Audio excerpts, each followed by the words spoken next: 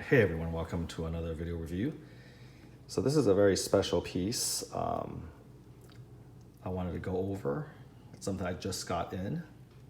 So again, for those of you who follow my channel, you'll know that I'm a big fan of J. Scott Campbell's fairy tale fantasies and some of the statues and sculptures inspired by that type of art style.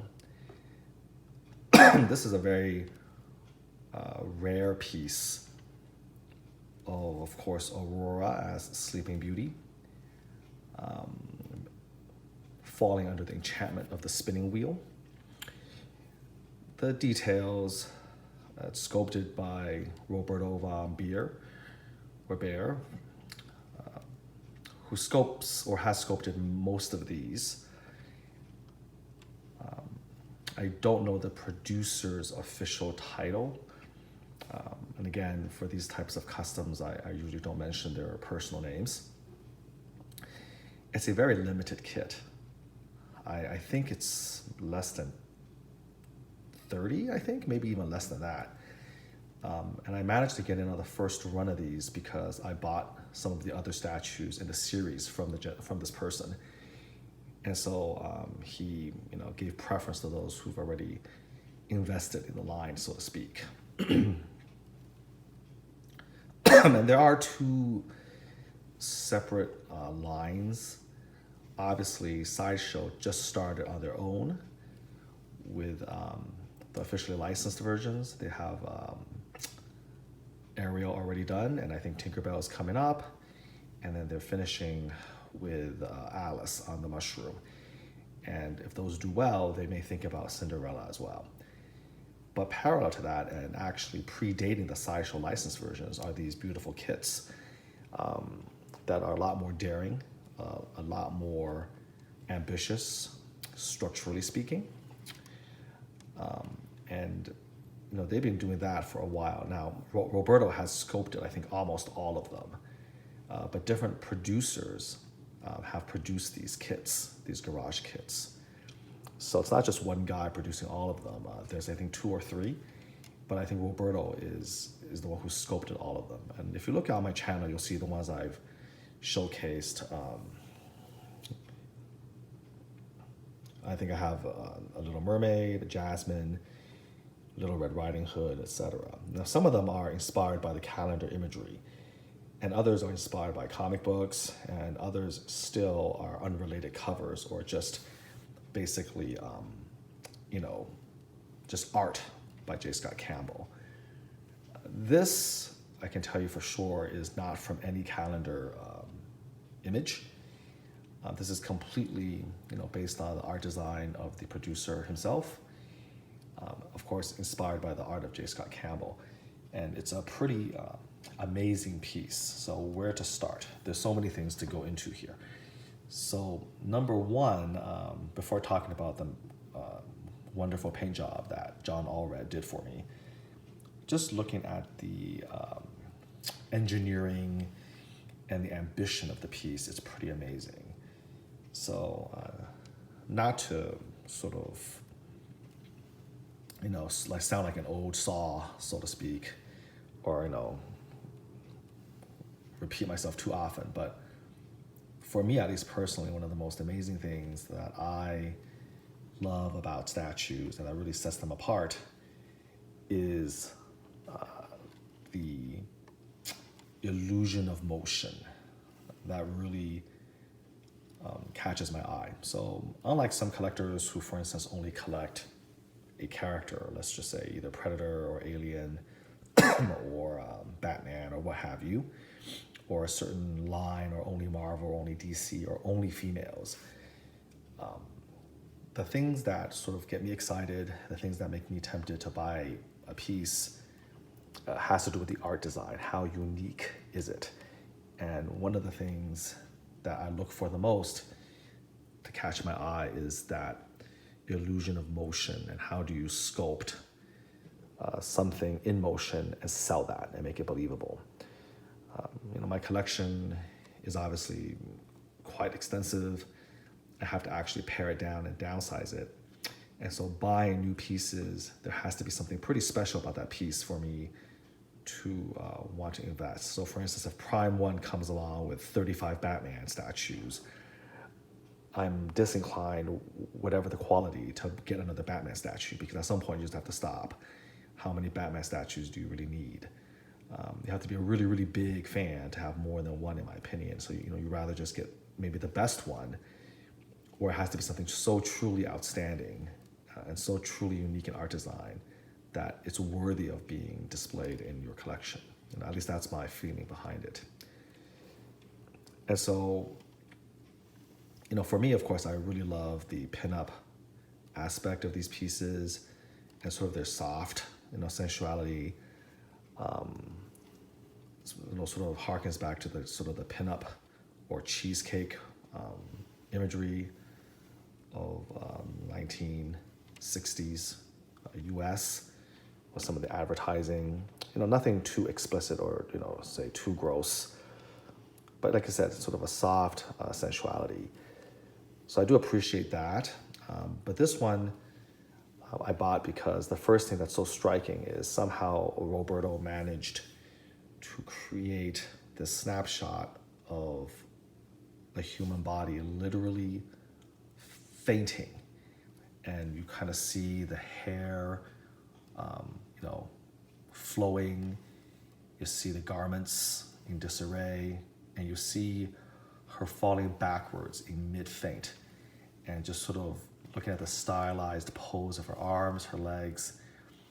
It's a remarkable challenge in terms of sculpting just the pose alone to make it very believable that she is literally in a trance. Falling back is in my opinion, just spectacular. I've never really seen anyone do something quite like this. And I've seen a lot of garage kits, a lot of statues over the years. So this is pretty remarkable, okay? The big trend in customs right now is of course, one of the big trends is another Magneto statue. And, Magneto, you're always trying to get him floating. So there's always a lot of work trying to figure out the art design of a Magneto statue to give him the illusion of levitation. And I just put together a pretty long review of the RCB Magneto and why that works so well. But this almost takes it to the next level, which is it's not just floating, it's somebody in midair, essentially fainting or levitating. So that's pretty, again, phenomenal that Roberto was able to achieve this. And he achieves it by sculpting, by sculpting the hair flow, the nightgown flow, all of that. And then, of course, the way the legs and the arms are placed. So number one, just the pose is spectacular. Number two, of course, you have to get the actual spinning wheel itself. And again, this is resin, not wood. But he did a spectacular job with the sculpting to give you the illusion again that this is wood. And if you were just to look at this, and of course John Allred's ace painting skills, you'd swear that this was actually made out of wood and actually not painted resin. So that's another thing that, if it were not for her being so spectacular, this alone with the spinning wheel would be something pretty amazing. And I wanted to kind of bring attention to that as well. And then the base, of course, is very tastefully done. You can see the swirling cloth, the long cloth of the nightgown swirling around her, and a rather ingenious way of attaching her. So you've got the pose of her, of course, in midair, but how you can attach her. So they attach her along her right hip, upper thigh by peg into the actual gown itself, or the nightgown, and into this sort of vertical flow. And you see that flowing all the way around and then sort of encircling the spinning wheel. So again, it gives you the illusion that it's this sort of gossamer thin nightgown, but actually, of course, it's sturdy enough to actually support the entire weight of Aurora herself. So the illusion of movement, the illusion of falling into a trance, the wonderful sculpt work of the wood, and then of course the engineering designed to support her while maintaining the illusion of the lightness of the gown. All of that, kind of takes effect. You have, of course, Flora, Fauna, and Merriweather in their classic colors, clustered around her, trying to save her. You can turn her, by the way, left or right. I like to turn her like this, facing out, because if I turn her inward, she kind of looks she kind of looks way up, which is a little bit awkward. But really cute fairies. So let's talk about the build up and the paint up.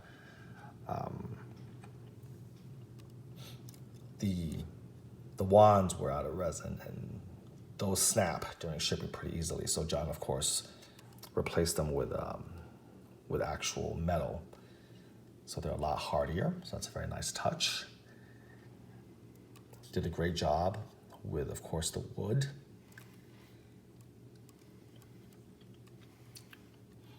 Sculpting sheer fabric on flesh is very, very difficult.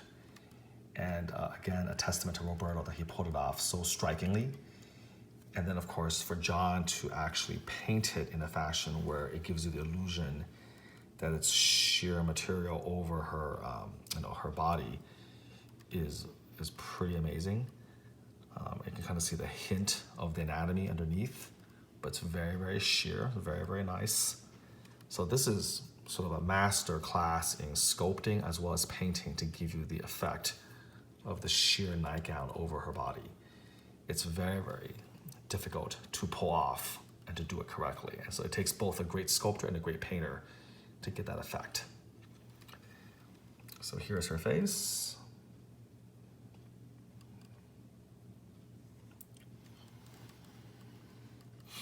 You can see her hand going through the hair. You can see the arm and then the hand right over here.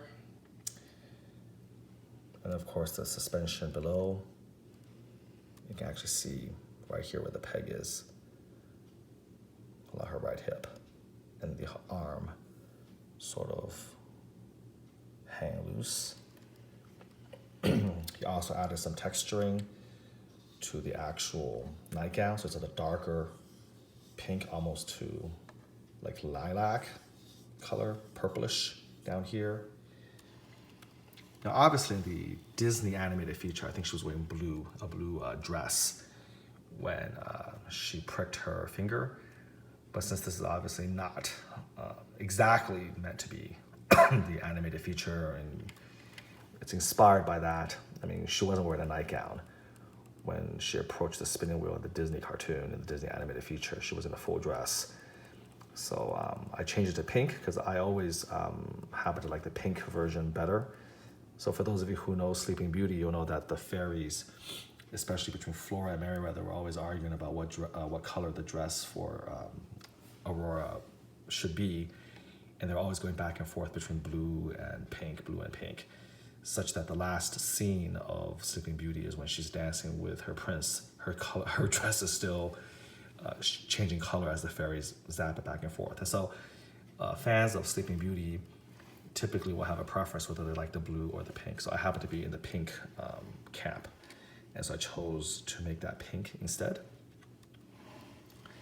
Another very nice little touch is you can actually see the blood on her left index finger where she pricked it on the spinning wheel. And you can actually see this is a real metal needle, very sharp, and he added a little touch of blood red paint. So very, very nice touch. And the string, of course, and the spool, that's real string as well. So these are the little tiny touches that John does for all of his projects that just brings us to the next level. And I really appreciate that because that level of plussing, so to speak, is what makes each of these custom built pieces so special. So here I'm just sort of going over some of the finer details, okay, and you can appreciate again the effect of the sheer nightgown over the body, the flow of that nightgown, again, sort of the pose of her, the three fairies, the spinning wheel, all of that. It's one of the most striking pieces in the Fairy Tale Fantasies line. So really happy to get this painted up. This is the first one ever done, I believe. There's so few kits, and I don't think anybody has actually, painted and built it. So hopefully this gives other people some ideas when they're building it together. Again, they will have their work cut out for them. Trying to top this. This is an amazing job that John Allred did, as he always does. And hopefully we're going to put together quite a nice series, because John has been painting all of these Fairy Tale Fantasies for me. And there's maybe 1 or 2 pieces left still to be done before we finish it up. There's a Tiger Lily from Peter Pan that's going to be coming up in about a month or so that I'm really looking forward to. And then the producer still has a Cinderella of his own and a Snow White version as well. So that's all in the future, of course. But this is, again, just a great piece overall. 1/6 scale garage kit. Sleeping Beauty. One of the best engineered and unique poses I've seen in any statue I have. So hope you enjoyed that little review, and you can forgive the little coughs I have since I'm still getting over a cold.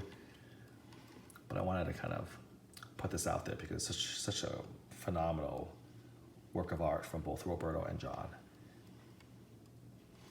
And she's gorgeous. Until next time, take care. I think this is probably the best angle to maximize the illusion of the floating and the fainting from here. And I'll leave you with that image as I say goodnight.